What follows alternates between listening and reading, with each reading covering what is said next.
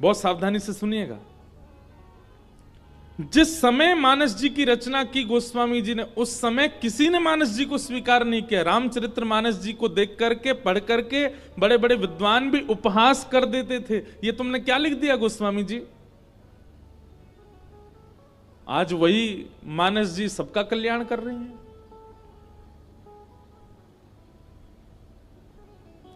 तो प्रेम के आश्रय में जब व्यक्ति जाता है तो कहीं ना कहीं लोक लाज मर्याद कुल धर्म शास्त्र इन सबसे वो परे हो जाता है, विरुद्ध नहीं, परे।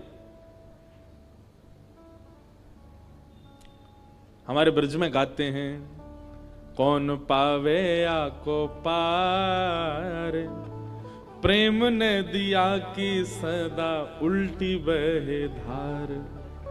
जहां सीधो ही सीधो सब काम है जाए भैया, वो प्रेम ना है, फॉर्मेलिटी है। और जहां सब काम टेढ़े ही टेढ़े हों, वही प्रेम है, वही प्रेम है।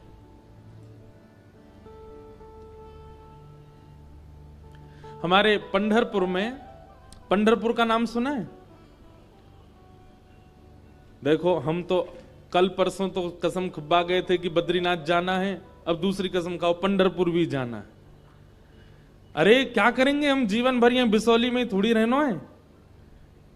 जन्म मिला है, मानव बने हैं, संसार में आए हैं, जितने तीर्थ हैं, जितनी लीलाएं हैं, सबका दर्शन कर लो। हम पे तो बहुत बड़ा सौभाग्य कि हम 27-28 वर्ष में हमने लगभग सारे तीर्थों के दर्शन कर लिए, सब जगह घूम लिए। और देखिए, केवल तीर्थ दर्शन से काम नहीं बनेगा, उस तीर्थ की महिमा क्या है, वहां तीर्थ में ठाकुर जी क्यों विराजते हैं, क्या, ये सारी कथाएं भी पता होनी चाहिए।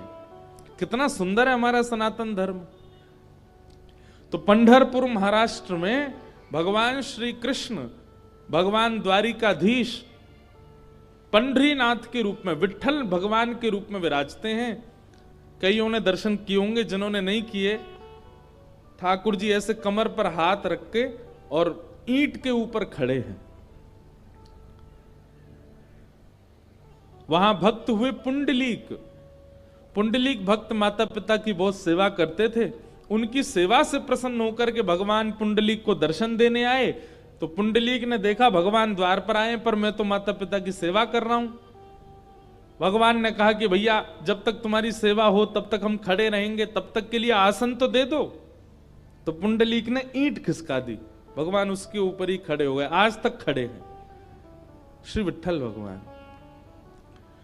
तो हम प्रेम की चर्चा कर रहे हैं। ये दर्शन हुए आपको स्क्रीन पे, यही है श्री विट्ठल भगवान। श्री पुंडलीक के ऊपर कृपा करने के लिए भगवान द्वारिकाधीश विट्ठल बन करके गए। और कोई सर्वांगीण अंग का हो वो दर्शन कराओ। कैसे खड़े हैं ठाकुर जी ईंट के ऊपर।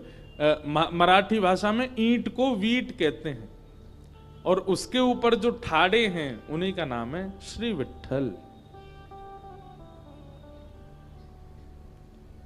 तो हम प्रेम की चर्चा कर रहे थे। व्यक्ति जब प्रेम का आश्रय लेता है तो धर्म अर्थ काम मोक्ष आदि आदि सब व्यवहारों से वो परे हो जाता है, विरुद्ध नहीं, परे। पंढरपुर में एक भक्त हुए, उनका नाम था चोखो मेला। क्या नाम था?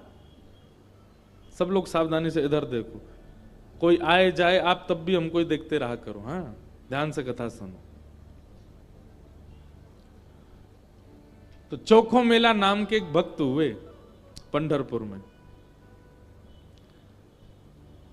अच्छा, चोखो मेला जो है ये कोई मातृगर्भ से इनका जन्म नहीं हुआ। कई सारे ऐसे भक्त हैं हमारे भारत में जिन्होंने किसी माता पिता से जन्म नहीं लिया, ठाकुर जी ने उनको प्रादुर्भाव किया। तो चोखो मेला जी जो थे, इनका जन्म कैसे हुआ? देखो, प्रेम की अवस्था सुनिएगा। इनके माता पिता वे एक ब्राह्मण थे।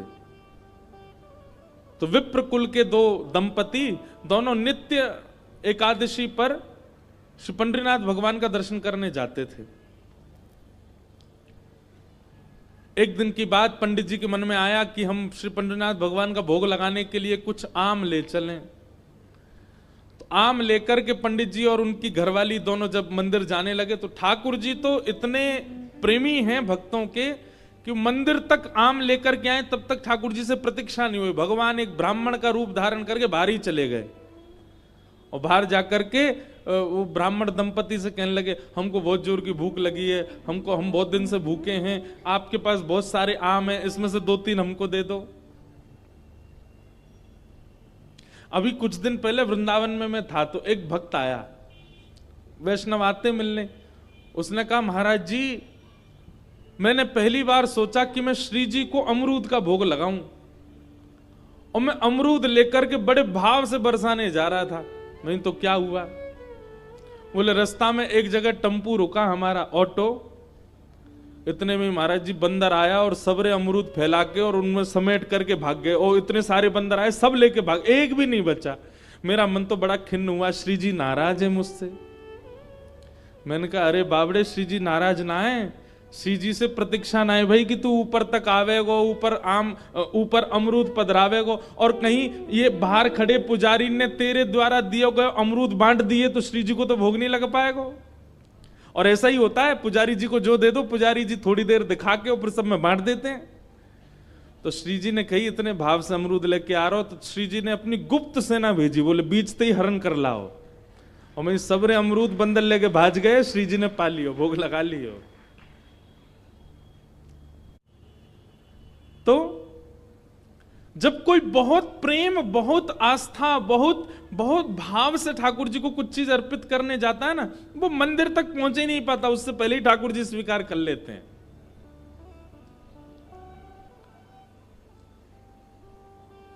अब कभी ऐसी घटना घटे तो देखना, जबरदस्ती मत करना कि रबड़ी लेके गए और बंदर कोई दिखा रहे हैं दूर से, जे ले जाए तो हम समझेंगे कि हाँ भोग लगेंगे। जबरदस्ती नहीं, अपने आप ऐसी कोई योजना बने तो समझ जाना कि श्री ठाकुर जी ने पा लिया। तो भगवान पहुंच गए और दंपति के पास जाके कहने लगे, बोले हमको आम दे दो, बहुत जोर की भूख लगी है, आप इतने सारे आम लेके जा रहे हो, उनमें से 2-3 ही दे दो। तो विप्र दंपति ने सोचा, कोई बात नहीं, 2-3 आम इनको दे देते हैं, बाकी 2 धा के फिर पंडरीनाथ जी का भोग लगा देंगे। लीजिए लीजिए भैया आप लोग पाओ। अब जैसे ही ब्राह्मणी ने आम दिया और चोखो मेला जी खूब जोर जोर से वो पंडरीनाथ भगवान जिस रूप में आए थे उस रूप में बढ़िया प्रेम से फल पाने लगे। लेकिन वो क्या करते, थोड़ी देर तो आम चूसते, पूरा आम नहीं पाते, थोड़ा सा उसमें छोड़ देते और फिर ब्राह्मणी की गोद में ही डाल देते। एक आम पाया, ये हैं श्री पंडरीनाथ भगवान। अब दर्शन हो गए पूरे, और ये असली चित्र है श्री पंडरीनाथ भगवान का। अब हमको ही देखो, कथा सुन। तो यही ठाकुर जी ब्राह्मण का रूप धारण करके गए और महाराज आधे आधे आम चौंके और चौंक करके उनकी गोद में डालते जाएं। बेचारे ब्राह्मण देवता दंपति एक दूसरे को देखने लगे, बोले कि ये क्या कर रहे हैं। बोले कोई बात नहीं। 2-4 आम पा करके और उच्छिष्ट छोड़ छोड़ करके उनकी गोद में ब्राह्मण तो चले गए। अभी दोनों दंपति सोचने लगे, कोई बात नहीं, 2-3 आम बचे, इनको धो के पंडरीनाथ भगवान का भोग लगा देंगे, और ये जो आम ये हमारी गोद में छोड़ गए, इनको बांध लो, कोई जानवर या कोई जीव मिलेगा उसको दे देंगे। अभी इनमें आम बचे हैं, कोई जीव खा लेगा। जैसे ही दोनों आगे बढ़े तो ब्राह्मण तो थोड़े आगे चले गए, पत्नी धीरे धीरे पीछे आ रही थी। तभी उसको अचानक इतना भार लगने लगा, वो जो उसने झोली सी बनाई थी, इतना भार लगने लगा कि एक तरफ की ओर वस्त्र खिंचने लगा। जैसे उसने देखा मेरी झोली इतनी भारी हो गई, खोल करके देखा तो वहीं एक नन्हा सा बालक था, उसी का नाम पड़ा चोखो मेला। उनका नाम चोखो मेला इसलिए पड़ा क्योंकि भगवान ने आम चौंक करके और गोद में मेल दिया, इसीलिए नाम उनका चोखो मेला। अब इनके कोई माता पिता नहीं है, ये ठाकुर जी ने इनको भेजा है। और ठाकुर जी जिसको भेजते हैं ना, वो निश्चित है कि संसार के भक्तों को पथ दिखाने के लिए भेजते हैं। हमने एक चीज अनुभव की भैया, अधिकतर भक्तों के चरित्रों में देखा गया कि उनका जन्म सामान्य हमारी तरह नहीं हुआ, कुछ ना कुछ अलग होता है। जैसे गोस्वामी तुलसीदास जी महाराज के लिए आता है कि जैसे ही उनका जन्म हुआ, जन्म लेते ही उनके 3200 दांत थे। बालक के दांत होते हैं जन्म लेते ही, तो गोस्वामी जी के दांत थे। और उनके परिवार और गांव के लोगों ने यह सोचा कि ओहो, इसके तो सारे दांत निकल आए, ये अपसगुन बालक है। अपसगुन मान करके उनको थोड़ा किनारे कर दिया। वही गोस्वामी तुलसीदास जी बन गए। सूरदास जी महाराज जन्म से ही अंधे हुए, उनके नेत्र ही नहीं थे। सब भक्त ऐसे नहीं होते, पर अधिकतर भक्तों के साथ कुछ जन्म से ही ऐसी स्थिति होती है कि जिसको संसार के लोग ये समझेंगे ये तो अपसगुन है, ये तो अच्छा नहीं हुआ। ठाकुर जी ने देखो उसके संग कैसा किया, अष्टवक्र, जन्म से ही 8 जगह से टेढ़े थे। ऐसी चोखो मेला। अब चोखो मेला को देख करके, उस बालक को देख करके ब्राह्मणी ने मन में विचार किया, अगर मैं इस बालक को लेकर के गई तो सब लोग पूछेंगे ये कैसे जन्मा, मैं सबको क्या उत्तर दूंगी? मेरी बात कोई नहीं मानेगा कि झोली में अपने आप आ गया। और इस भय से कि संसार के लोग क्या कहेंगे, उन्होंने उस बालक को एक सुरक्षित सा वृक्ष था उसके नीचे छोड़ दिया, उसको स्वीकार नहीं किया। तभी कुछ चर्मकार वहां से निकल रहे थे, उनमें से एक की दृष्टि पड़ी और उस रोते हुए बालक को देख करके उन्होंने उसको स्वीकार किया और भगवत प्रसाद मान करके एक चर्मकार परिवार ने चोखो मेला जी का पालन पोषण किया। धीरे धीरे वो बड़े हुए। अब क्योंकि उनके माता पिता चर्मकार परिवार के हैं, इसलिए कई जगह उनको मंदिर में जाने से रोक दिया जाता। पर ठाकुर जी तो किसी की जात पात नहीं देखते ना, ठाकुर जी तो सबसे प्रेम करते हैं। बंधुओं, ये सब हमने बनाया, हम मानवों ने कर दिया है ये सब विभाजन। कई बार ब्राह्मण कुल में जन्म लेने के बाद भी उतनी पवित्रता, शुद्धता नहीं होती है, और कई बार इतने श्रेष्ठ कुल में न जन्म लेने के बाद भी बहुत पवित्र होता है मानव।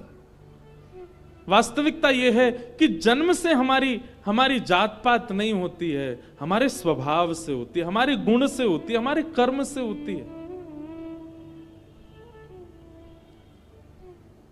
सब लोग इधर देखो, ध्यान से सुनो। चोखो मेला जी अपने पिता के साथ में खेती बाड़ी करते थे।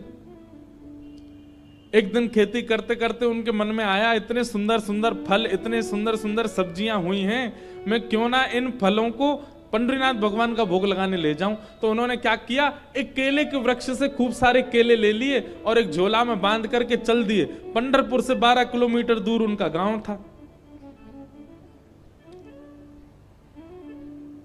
जैसे ही पहुंचे पंढरपुर, इतने आनंद में भर गए कि उन्होंने विचार ही नहीं किया। बहुत लोगों ने रोकने का प्रयास किया कि इनको मंदिर में ना घुसने दिया जाए, ये अधिकारी नहीं है, लेकिन वो तो इतने भाव में आ गए कि वो घुसते ही चले गए। और जैसे भीतर पहुंचे महाराज, लोगों ने घेर करके चोखो मेला जी को पीट दिया, बहुत मारा, उनके वस्त्र फाड़ दिए, सिर में चोट लगी, हाथ में चोट लगी, पैरों में चोट लगी, सब जगह इतना जख्म दे दिया।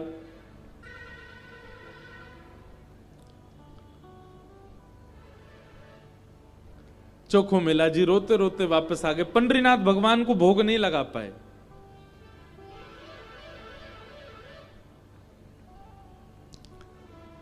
शाम का समय चोखो मेला जी अपने सब घावों को, जहां जहां से रक्त निकल रहा था, साफ कर रहे थे और गुस्सा कर रहे थे। बोले अब नहीं आऊंगा आपके पास, बैठ गए हो, ईंट के ऊपर खड़े हो गए हो, इतने सारे अपने आगे जो है धर्म शास्त्र के मर्मज्ञ लगा दिए हैं, वे सब जात पात देख करके दर्शन कराते हैं, खड़े रहो, बने रहो महाराज अपने रूप में, हम तो नहीं आएंगे आपका। अरे कुछ करने थोड़ी आया था, कुछ मांगने थोड़ी आया था, अपने खेत के बढ़िया फल लेकर के आपका भोग लगाने आया था।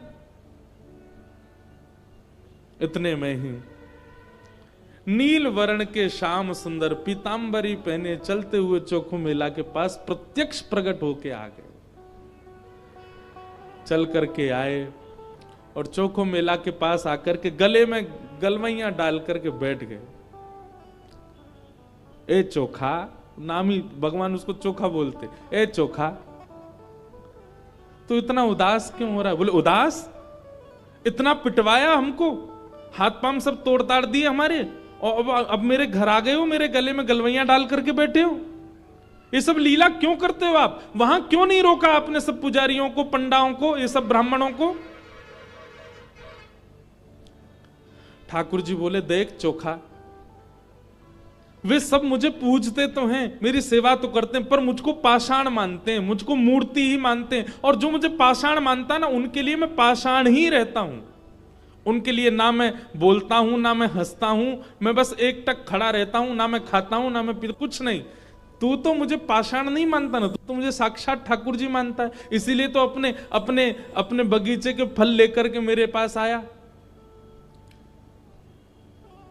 वहां बहुसंख्यक पाषाण मानने वाले लोग हैं, इसलिए मैं उनके सामने बोला नहीं। एकांत में जब तू आ गया तो मैं तेरे पास आ गया। चल चोखा, अब तू मुझे अपने आंगन के फल खिला दे। अब देखिए, ना धर्म है, ना अर्थ है, ना काम है, ना मोक्ष है, केवल प्रेम है चोखो मेला के पास। अपने हाथों से सुंदर छिलका उतार उतार करके श्री पंडरीनाथ भगवान को अपने हाथ से खिला रहा है चोखो मेला, जिसके लिए कहीं ना कहीं हम लोग प्रतिबंधित कर देते हैं कि भगवान को सब नहीं छू सकते। वो खुद अपने घर में बैठा करके ठाकुर जी को खिला रहा है और ठाकुर जी पा रहे हैं।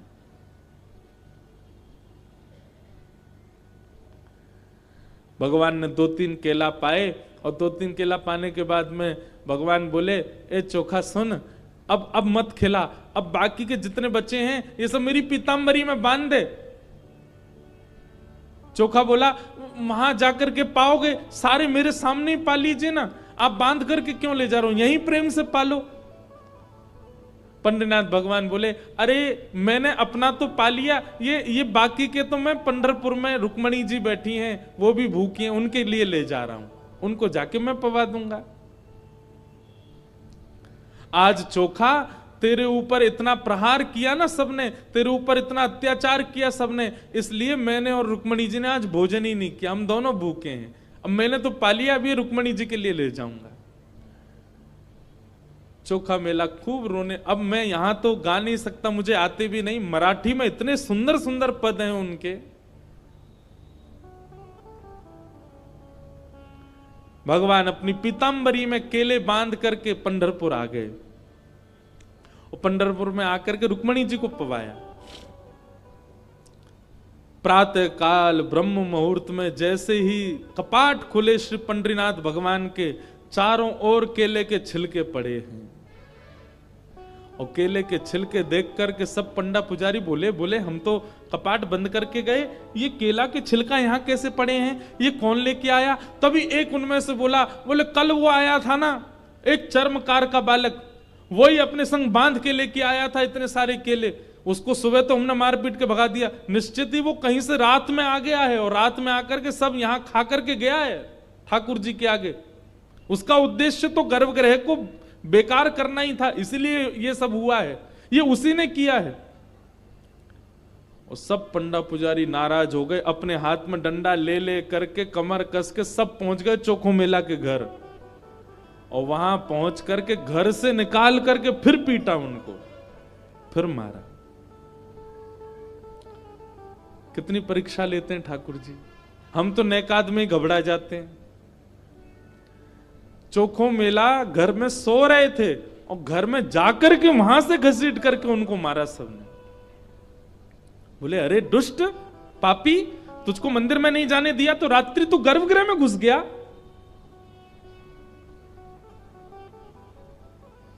चोखो मेला पिटते रहे, नेत्रों से आंसू बहाते रहे, जय हो पंडरीनाथ, कैसी लीला करते हो, सुबह पिटवाते हो, रात में आकर के खा जाते हो मेरे हाथ से। लेकिन अब की बार श्री पंडरीनाथ नाराज हो गए।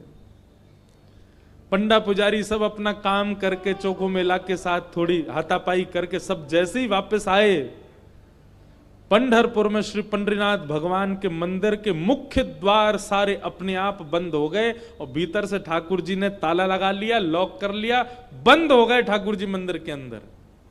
सबने अथक प्रयास कर लिया लेकिन एक भी द्वार नहीं खुल पाया। पूरा दिन व्यतीत हो गया, बड़े बड़े कारीगर आ गए लेकिन दरवाजा तोड़ भी नहीं पाए, खोल भी नहीं पाए। तब अंत में सबको लगा हमने कोई अपराध किया है। चारों ओर पंडा पुजारी और बड़े बड़े वेदज्ञ, बड़े बड़े मनीषी सब बैठ गए, हाथ जोड़ करके पंडरीनाथ भगवान की स्तुति गाने लगे। बोले नाथ, हमसे कोई अपराध हुआ तो आप हमें बताएं, दंड दे दें, लेकिन इस प्रकार नाराज होकर मत बैठो। तभी मंदिर के भीतर से भगवान ने रुग्ण स्वर में, रोते हुए स्वर में भगवान की आवाज आई। बोले अरे तुम बनते हो बहुत बड़े विद्वान, बहुत बड़े मनीषी, बहुत बड़े ज्ञानी, बहुत बड़े जात पात के नियोजन करता, मेरे भक्त का अपमान करते हो, मेरे भक्त को मारते हो, मेरे भक्त के साथ दुराचार करते हो, नहीं देना मुझे किसी को दर्शन। और अब जब तक पृथ्वी है तब तक यह मंदिर बंद ही रहेगा, मैं भीतर ही रहूंगा। जो मेरे परम वैष्णव भक्त होंगे उनके लिए द्वार खुलेंगे, वो अंदर आएंगे, बाकी सब बाहर खड़े रहो। सब वैष्णवों ने प्रणाम करके कहा नाथ ऐसे नाराज मत होइए, आप बताइए हमसे क्या अपराध हो गया है, उसका प्रायश्चित कैसे होगा, कृपा करके बताओ। भगवान बोले मेरे चोखो मेला को जिस प्रकार तुम लोगों ने सबने जुट बना करके जाकर के उसको मारा है, अब तुम सभी वेदज्ञ, तुम सभी ब्राह्मण, तुम सभी श्रेष्ठ जन पाल की सजा के लेके जाओ और चोखो मेला को बिठा करके नाचते गाते उत्सव जैसे एक मेरी पाल की सवारी निकालते हो, ऐसे चोखो मेला की सवारी पूरे नगर में घुमाते हुए मेरे सामने लेकर के आओ, तब मेरे द्वार खुलेंगे, तब मैं तुमको क्षमा करूंगा, नहीं तो नहीं करूंगा। बड़े बड़े विद्वान, बड़े बड़े ब्राह्मण, बड़े बड़े वेदज्ञ, बड़े बड़े मनीषी भगवान की आज्ञा मान करके गए और चोखो मेला जी को जाके प्रणाम किया। एक दिव्य सिंहासन से युक्त पालकी में चोखो मेला जी को विराजमान करके नाचते गाते हुए, आनंद करते हुए, उत्सव जैसे ठाकुर जी का उत्सव मनता उससे भी अधिक उत्सव मनाते हुए चोखो मेला को लेकर के आए। और जैसे ही पंडरीनाथ भगवान के सामने पालकी पहुंची, अपने आप मंदिर के सारे द्वार खुल गए और मानो आज लग रहा था कि भक्त भगवान का नहीं, भगवान भक्त का दर्शन कर रहे हैं, भगवान चोखो मेला का दर्शन कर रहे हैं।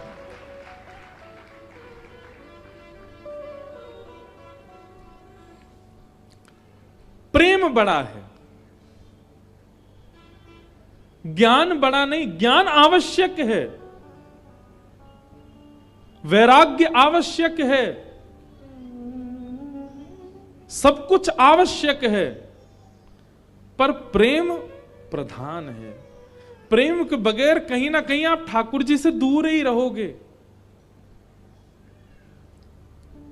इसलिए भैया ज्ञान बहुत आवे इसकी कामना मत रखो, हमारा जप बहुत बने इसकी भी कामना मत रखो, हमारा नियम बहुत बने इसकी भी कामना मत रखो, हम नित्य तीर्थ जाते रहें ये ऐसी कामना भी मत रखो।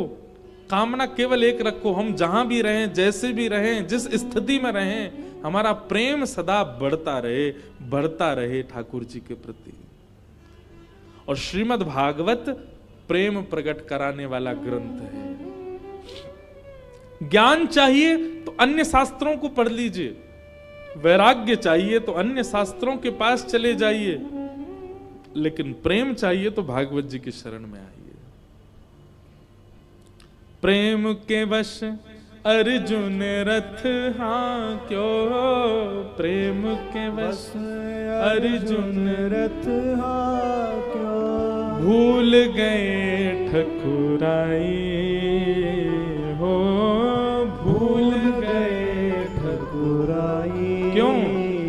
सबसे ऊंची प्रेम सगाई, सबसे ऊंची प्रेम सगाई, सबसे ऊंची प्रेम सगाई, सबसे ऊंची प्रेम सगाई। हे दुर्योधन की मेवा त्यागी, दुर्योधन की मेवा त्यागी, दुर्योधन की मेवा त्यागी, दुर्योधन की मेवा त्यागी। साक विदुर कर खाई, ओ साक विदुर कर खाई, साक विदुर घर खाए, ओ साक विदुर घर। करताल बजा के गाओ। सबसे ऊंची प्रेम सगाई, सबसे ऊंची प्रेम सगाई, सबसे ऊंची प्रेम सगाई, सबसे ऊंची। श्री राधा रमण लाल की।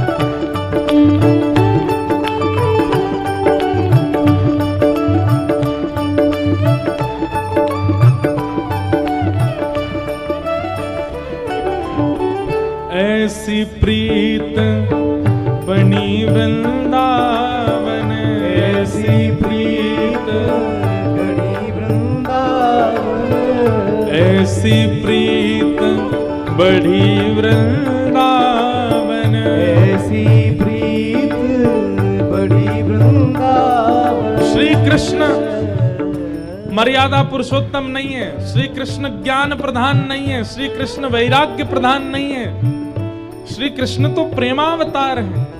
उनकी प्रत्येक लीला केवल प्रेम के वश में होकर के की गई है। ऐसी प्रीत बढ़ी वृंदावन, ऐसी प्रीत बढ़ी वृंदावन। हे गोपियन रास रचाए, ओ गोपियन नाच नचाए, गोपियन रास रचाए, गोपियन भाव से। सबसे ऊंचे प्रेम सगाई, सबसे ऊंची प्रेम सगाई, सबसे ऊंची प्रेम सगाई, सबसे ऊंची प्रेम सगाई, ओ सबसे ऊंची प्रेम सगाई, सबसे ऊंची प्रेम सगाई। हे सूरकूर एहि लायक नाही, सूरकूर एहि लायक नाही। देखो इस पद में सूरदास जी अपने आप को क्या कह रहे हैं? कूर।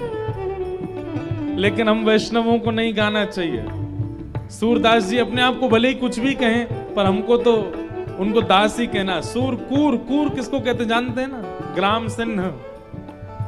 ये तो वैष्णवों की प्रधानता, ये उनका भाव है, ये उनकी दीनता है कि वो अपने आप को कूर कह रहे हैं। पर सूरदास जी कूर नहीं हो सकते, सूर तो सूर ही हैं।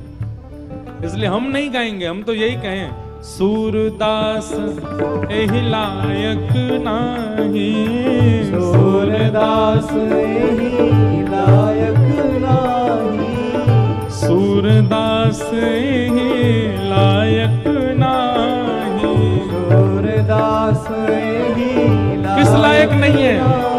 हे केहू विधि करऊं बढ़ाई, केहू विधि करूं बढ़ाई, हाँ कहीं विधि करहूं बढ़ाई, ओ कहीं विधि करूं बढ़ाई, ओ सबसे ऊंची प्रेम सगाई, सबसे ऊंची प्रेम सगाई, सबसे ऊंची प्रेम सगाई, सबसे ऊंची प्रेम सगाई। हे दुर्योधन की मेवा त्यागी, दुर्योधन की मेवा त्यागी, दुर्योधन की मेवा त्यागी, दुर्योधन की मेवा त्यागी, हे साक विदुर घर खाए, ओ साग विदुर घर खाई, हाँ साक विदुर घर खाए, ओ साग विदुर घर खाई, ओ सबसे ऊंची प्रेम सगाई, सबसे ऊंची प्रेम सगाई। ये राधे राधे गोविंद गोविंद राधे राधे राधे गोविंद गोविंद राधे, हे गोविंद राधे गोपाल राधे, गोविंद राधे गोपाल राधे, गोविंद राधे गोपाल राधे, गोविंद राधे गोपाल राधे, राधे राधे गोविंद गोविंद राधे, राधे राधे गोविंद गोविंद राधे, श्री राधे राधे गोविंद गोविंद राधे, राधे राधे गोविंद गोविंद राधे, श्री राधे राधे गोविंद गोविंद राधे, राधे राधे गोविंद गोविंद राधे, श्री गोविंद राधे गोपाल श्री गोविंद राधे, राधे गोपाल राधे, गोविंद राधे गोपाल श्री गोविंद राधे, राधे गोपाल राधे, जय गोविंद राधे गोपाल राधे, जय गोविंद राधे गोपाल राधे, जय गोविंद राधे गोपाल राधे, जय गोविंद राधे गोपाल राधे, हे प्यारे राधे राधे गोविंद गोविंद राधे राधे, राधे राधे गोविंद गोविंद राधे, जय राधे राधे गोविंद गोविंद राधे, राधे राधे गोविंद गोविंद राधे, श्री राधे राधे गोविंद गोविंद राधे, राधे राधे गोविंद गोविंद राधे, प्यारे राधे राधे गोविंद गोविंद राधे, राधे राधे गोविंद जय जय श्री राधे। तो धर्म आवश्यक है, अर्थ आवश्यक है, काम आवश्यक है, मोक्ष भी आवश्यक है, परंतु प्रेम के आगे नहीं। प्रेम प्रधान है। या फिर ऐसा कह दें कि धर्म में, मोक्ष में, प्रेम में, धर्म में, मोक्ष में, काम में और अर्थ में त्रुटि हो सकती है, लेकिन प्रेम यदि प्रधान है तो वहां की त्रुटि नजरअंदाज कर दी जाती है। प्रेम प्रधान होना चाहिए। भागवत की कथा वही सिखाती है, क्योंकि भागवत जी की रचना ही प्रेम के कारण हुई।